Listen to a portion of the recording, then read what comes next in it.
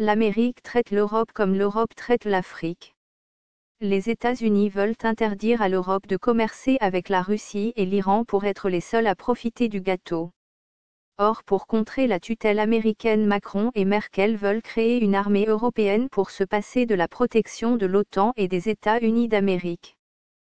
Trump a déclaré son hostilité à ce projet et menace de faire payer plus cher la protection militaire de l'OTAN aux pays européens.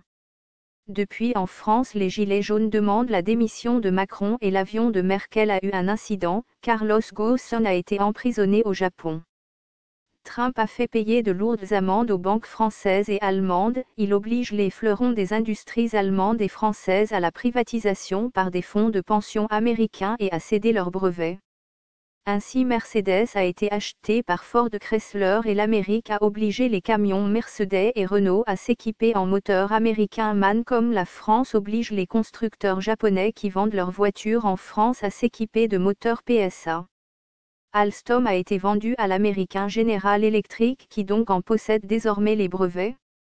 Le niveau de vie des Français et Allemands a fortement diminué, mais c'est certainement du fait de la soumission de l'Europe aux géants américains qui devient de plus en plus gourmand.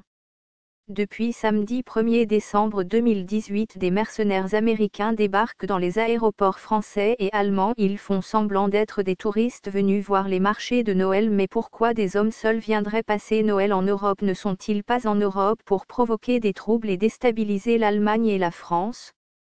Le samedi 15 décembre semble risqué. Ces mercenaires, parfois des anciens de Blackwater, ne vont-ils pas tenter de créer des guerres civiles en France et en Allemagne pour ensuite faire débarquer les troupes américaines et faire de la France et de l'Allemagne des colonies américaines?